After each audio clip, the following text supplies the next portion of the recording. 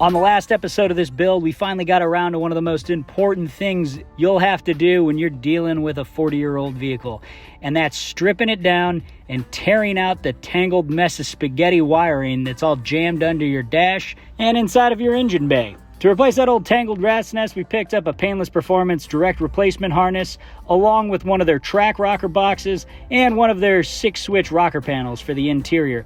Speaking of interior, we've also got some of this Thermotec heat and sound barrier that we're going to be laying down so we can actually have a comfortable, quiet-ish ride and not have to deal with excess heat coming off the engine, exhaust, and transmission, and we can keep in the ice-cold AC that'll be blown when we install that vintage air kit a little bit further down the road. So once we got the original wiring harness all stripped out of the vehicle, Mongo took his time to make sure that all the connectors lined up properly, and we had everything that we were going to need before going ahead and laying it out inside the cabin and under the hood. Once we had the wiring harness laid out and run where we knew we were going to keep it, Mongo went ahead, ran some tests, made sure we were getting power to the places that we needed to. And now that that's all good, we can finally start laying down this Thermotec heat barrier that we should have put in the first place, but I didn't order it soon enough, so that's my bad. Anyway, let's get to it.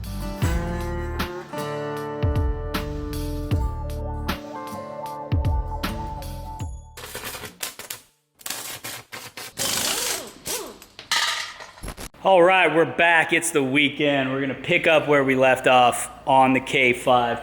Now, last night, Mongo and I, we made sure that, or I should say, Mongo, since he's the wiring expert, and I am don't know what the hell I'm talking about on those kind of things, or most things in general, but he was making sure that he got power to the Dakota digital gauges, so we're good. We're gonna continue laying out the wiring harness, but there's one thing we should have done before we got started on the wiring harness, but we're gonna just backtrack ourselves a little bit and just work around all the wiring mess. And that's installing this Thermotec acoustical mat and heat suppressor. I had not originally ordered enough, and then also I wanted to make sure that I didn't have to like scrape out all that garbage paint and do that. So I probably should, but we don't have that kind of time. So my buddy Dave is here. What's up, Dave? He helped me pull the original engine on the C10.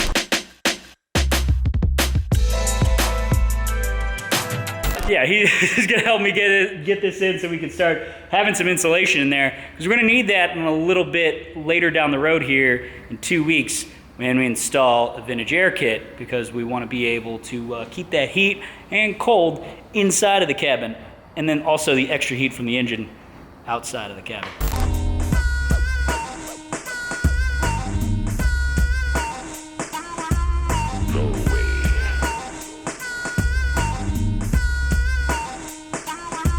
So after about an hour or so of just scrubbing the inside of this out and then tearing out the old heater core and blower motor and stuff for the old AC unit, we've got this cleaned up. Now, here's the thing. If you're gonna lay down this like sound deadening stuff, heat protection, you want a clean surface, so you just got to spend a little time prepping. It sucks. It's the most painstaking shit ever, but you know, it's worth it. We're a little high from all the acetone they've been using to clean this out. I'm so wasted! But you know what?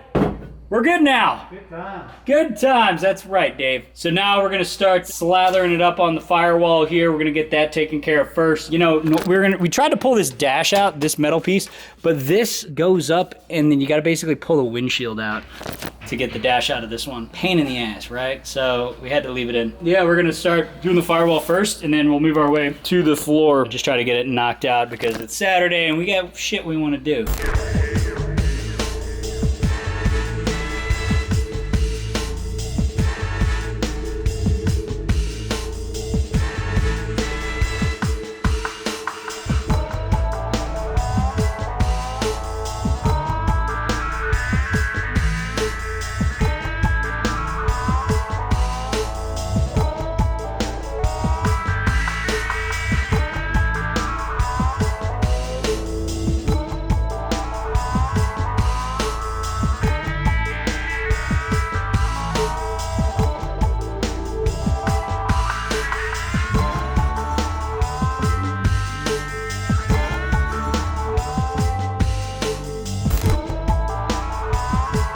All right, well, got everything pretty wired up here, pretty much wired up. Now I mean, you can see everything's nice and neat up here. Once I put it all together, it'll be really nice. But problem is, the dash is gonna go back in, so you won't see that. Mongo did a great job here. Coded digital, stuff's all wired up. Stuff for the stereo. Put the old carpet back in because the new carpet is not here yet. So I just needed to toss that on because this thing's going to Curry Enterprises tomorrow to get some gears, carriers, bearings. I'm just gonna keep the stock rear end and your front and rear axles right now because like once we do like full suspension and everything, those are gonna change anyway. So just gonna keep it mostly drivable right now. But everything's good to go. So now I'm gonna go ahead and put the dash back together, these sweet ass gauges in, and put the seat back in and get it drivable.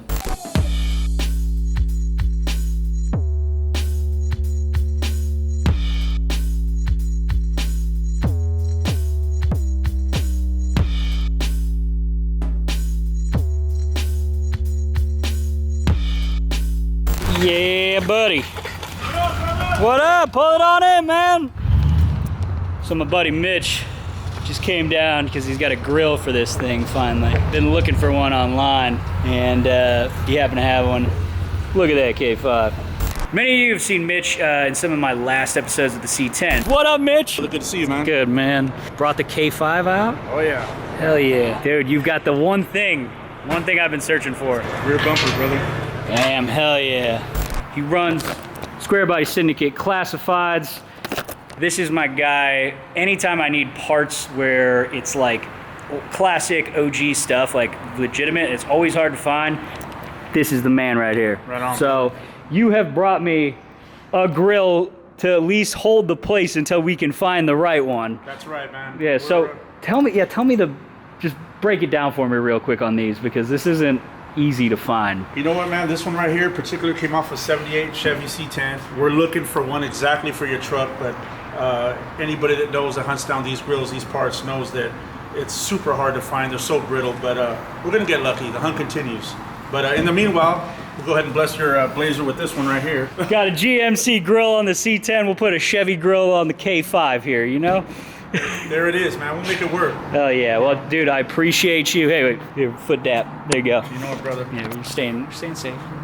Anyway, we'll get this thing on, man, so we can actually fill this giant void here.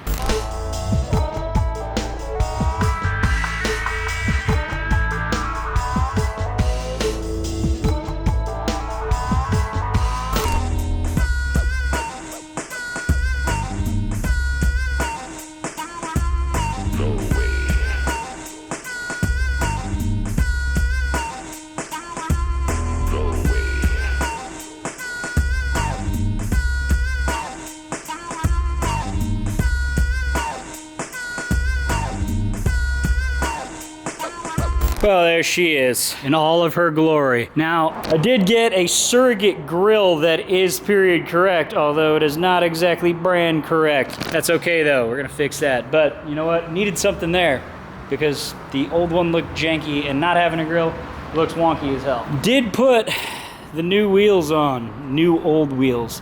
And honestly, I like this look a hell of a lot better. Here's why, it's OG. Whole point about this thing is keeping it classic 70s, keeping it looking like it came from the factory. And you know what? It's getting there, one step closer. Now, cool thing about this is we have functioning electronics. Now, not everything yet. We still have a few things to take care of, but it does drive, and we got lights, we got gauges, and it fires up. So we're good. Anyway, that said, see you next time. Hell yeah!